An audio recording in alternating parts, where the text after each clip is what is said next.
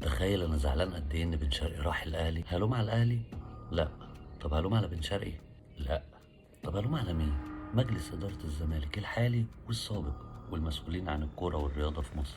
انت متخيل لسه ان الكوره في مصر اتعملت عشان يبقى فيه منافسه وكده؟ يعني تبقى مغيب والله. اولا كده موضوع بن شرقي وامام عاشور وغيرهم وراه شوية عوامل كده. أولهم الدعم الغير محدود اللي بياخده الأهلي من كل المسؤولين عن الكورة والرياضة في مصر، والدعم هنا بكل أشكاله وأنواعه، دعم مادي ومعنوي وإعلامي وجماهيري، ده غير السلطة والنفوذ طبعا.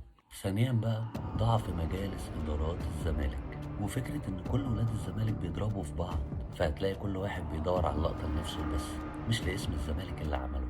الاهلي بقى كنادي بيلاقي الدعم من كل الجهات وتسهيل كل الامور ليفعل ما يشاء، وطبعا مفيش حد هيرفض انه يدعم، فمفيش لوم عليهم. جمهور الاهلي بقى فرحان باشرف بن شرقي مش لانه لاعب جامد وهيجي يجيب لهم كاس العالم، لا، هي فرحتهم المبالغ فيها دي سببها ان ده بن شرقي بتاع الزمالك، وان بقى عندهم بن قلبي زي ما كنا بنقول.